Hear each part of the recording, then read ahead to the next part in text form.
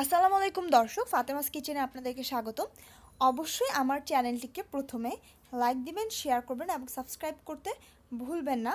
এখন আমি আপনাদেরকে তৈরি করে দেখাবো একটি পাস্তা রেসিপি, এবং এটা Fatema's kitchen special pasta recipe. তো চলুন কিভাবে এই ঝটপট পাস্তাটি তৈরি করছি তা আপনাদেরকে আমি এখন দেখিয়ে দিচ্ছি। এবং খুব সহজ উপায়, এবং বাচ্চারা তো অবশ্যই পছন্দ করবে, কেননা এটার মধ্যে চিজ এবং কোনো কিছুরই পরিমাণের অভাব নেই। এবং আপনার রেস্টুরেন্টের পাস্তা থেকে অনেকাংশেই এই পাস্তাটা ভালো, বরং খারাপ নয়। তো একটি ফ্রাই প্যান নিয়ে নিলাম। ফ্রাই প্যানে এখন বাটার দিয়ে দিচ্ছি। বাটারটাকে গলে যাওয়া পর্যন্ত অপেক্ষা করব। বাটারটা প্রায় হয়ে গেছে। এখন আমি হোয়াইট সসটা তৈরি করছি। এখন এখানে পেঁয়াজ, রসুন কুচিটা দিয়ে দিলাম। দেখুন, রসুন কুচিটা আমি একটু লাল হয়ে আসা পর্যন্ত অপেক্ষা করব। দেখতে পাচ্ছেন তো রসুন কুচিটা প্রায় ভাজা ভাজা হয়ে এসেছে। দেখুন, আমি আরেকটু অপেক্ষা করব রসুন কুচিটা ভাজা হয়ে যাওয়ার জন্য।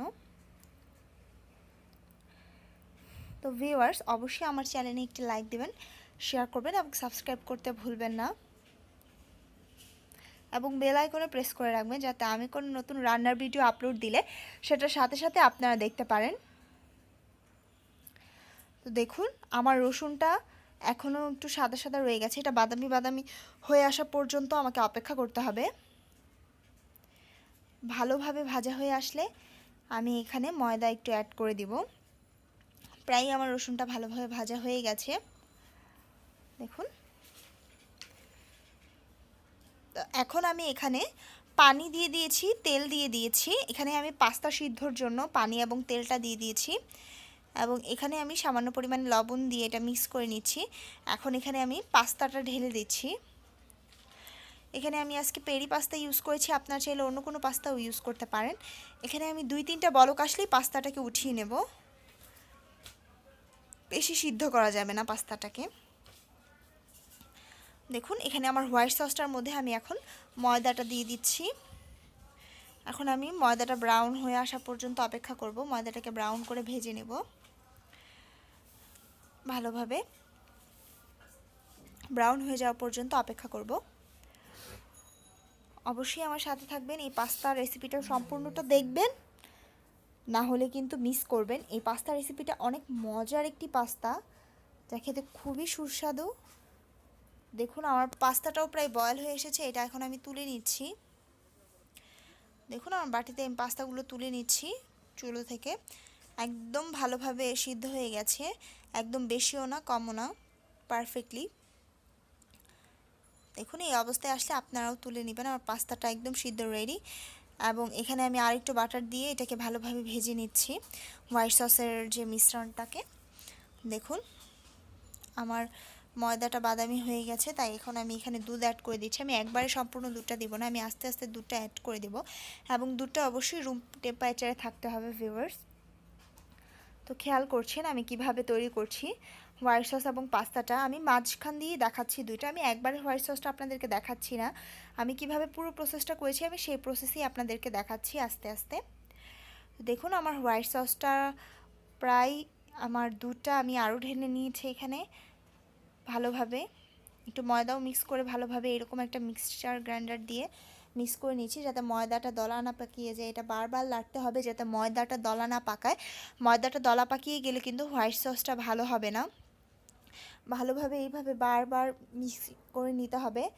খুব সময় নিয়ে কিন্তু হোয়াইট সসটা বানাতে হয়। তো বাকি দুধটাও আমি এখানে ঢেলে দিলাম। দেখুন, যেহেতু এখানে আমি একটু পাস্তাটা আজকে বেশি নিয়েছি, তাই এখানে আমার হোয়াইট সসটা আমি একটু বেশি পরিমাণেই তৈরি করে নেব। তো দেখুন, এখানে ভালোভাবে আমি হোয়াইট সসটাকে মিক্স করে নিচ্ছি, দেখতে পাচ্ছেন। তো এখানে হোয়াইট সসের মধ্যে আমি আরেকটু ময়দা দিয়ে দিচ্ছি। এখন এটা ভালোভাবে মিক্স করে নিব, কারণ আস্তে আস্তে ময়দাটা মিক্স করতে হবে। এখানে যতটুকু দুধের মধ্যে ময়দাটা মিক্স করবে, এটা আস্তে আস্তে জাল দিতে দিতে আঠায় পরিণত হবে হোয়াইট সসটা।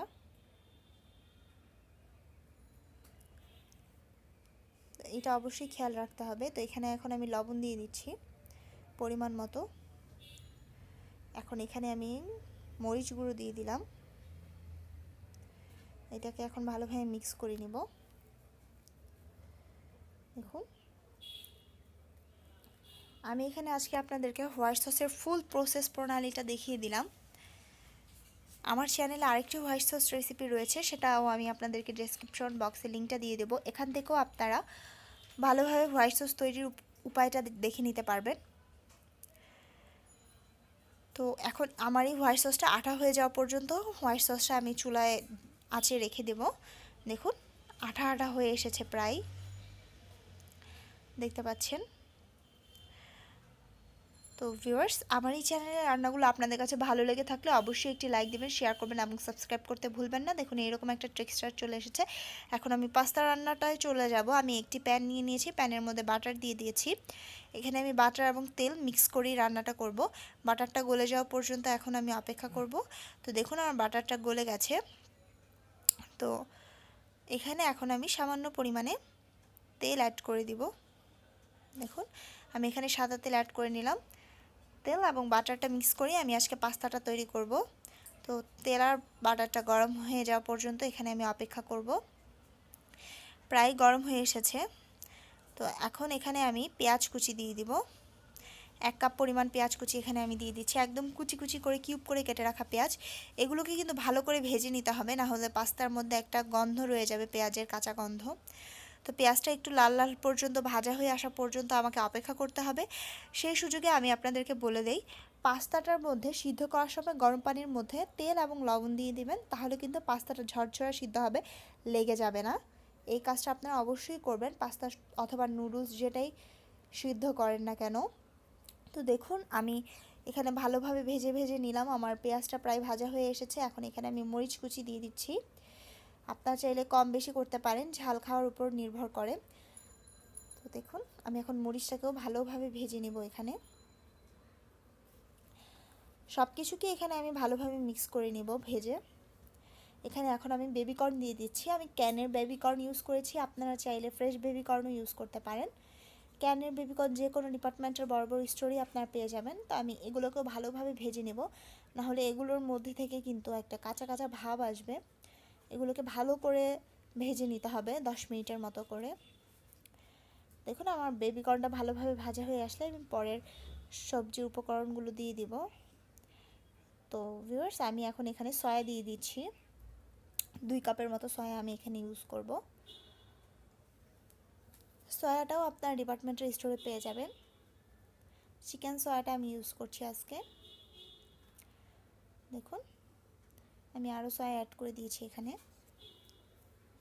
এগুলোকে ভালোভাবে ভেজে নিতে হবে সবগুলোকে, একটা বাদামি বাদামি কালার আসা পর্যন্ত। দেখতেই পাচ্ছেন খুব ভালোভাবে এগুলোকে আমি তেল আর বাটারের মধ্যে ফ্রাই করে নিচ্ছি। দেখুন এখন এখানে আমি টমেটো কুচি অ্যাড করে দিচ্ছি। এখানে টমেটো কুচিটা আমি 2 কাপের মতো অ্যাড করছি। টমেটো এগুলো সবগুলোকে একসাথে ভালো করে ভেজে নিতে হবে। দেখুন এখন এখানে আমি মাশরুম অ্যাড করে দিচ্ছি। এখানে আমি 2 কাপের মতো মাশরুম অ্যাড করব।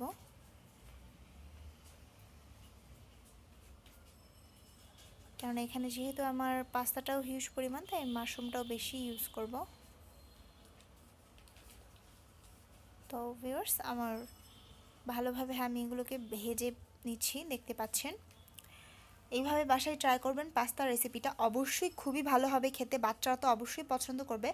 রেস্টুরেন্টের পাস্তার থেকে বেটার স্বাদ পাবেন, আমি কথা দিচ্ছি। অবশ্যই ট্রাই করবেন এবং আমাকে কমেন্ট বক্সে জানাবেন কেমন হয়েছে। তো এখন এখানে আমি সয়া সস দিয়ে দিলাম। দেখুন সয়া সস দিয়ে ভালোভাবে ভেজে নেব। এখানে কিন্তু এখনও আমি লবণ দেইনি, কেননা আমি এখানে সস ইউজ করছি। তো সসের পরিমাণটা বুঝে আমি পরে লবণটা দরকার হলে অ্যাড করে নিব। সয়া সসটা দেওয়া হয়ে গেছে।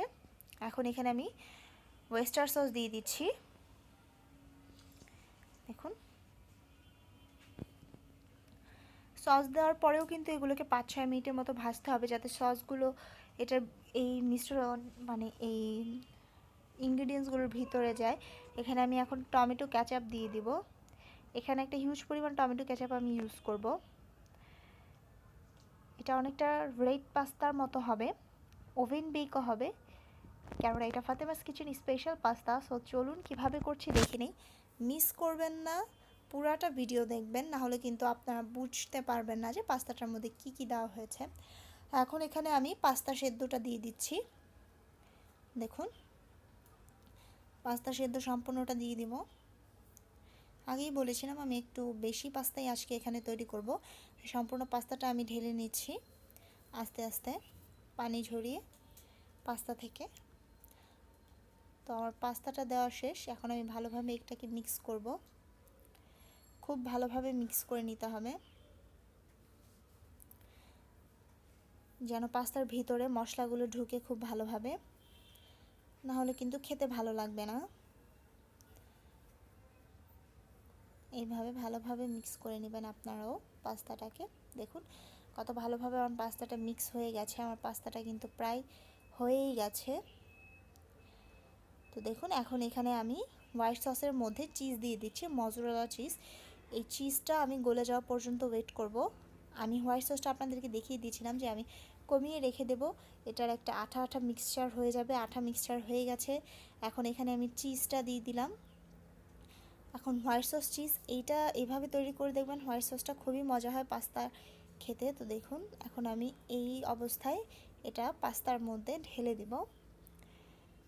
ভিউয়ার্স দেখতে পাচ্ছেন কতটা সুন্দর হয়েছে আমার white sauce, cheesy white sauce হয়েছে।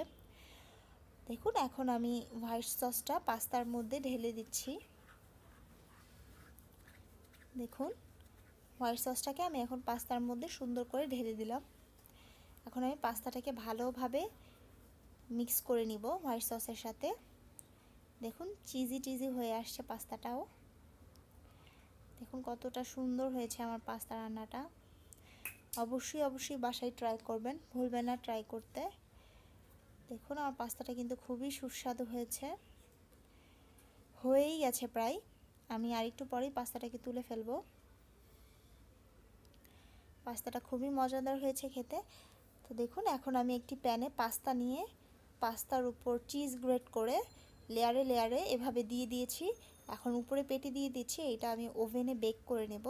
নিচে পাস্তা, পাস্তার উপর চিজ, আবার পাস্তা, পাস্তার উপর চিজ, এইভাবে আমি করে নিয়েছি। তো এখন আমি একটি ওভেনে 250 ডিগ্রিতে ফ্রিহিট করে নিয়েছি 20 মিনিট। এটাকে আমি এখন বেক করব। দেখুন আমার পাস্তাটা কিন্তু প্রায় হয়ে এসেছে। তো ভিউয়ার্স ধন্যবাদ এতক্ষণ আমার এই ভিডিওটি দেখার জন্য। অবশ্যই আমার চ্যানেলটিকে সাবস্ক্রাইব করবেন, লাইক দেবেন এবং শেয়ার করতে ভুলবেন না ফ্রেন্ডস অ্যান্ড ফ্যামিলির সাথে, এবং অবশ্যই বাসায় এটি ট্রাই করবেন।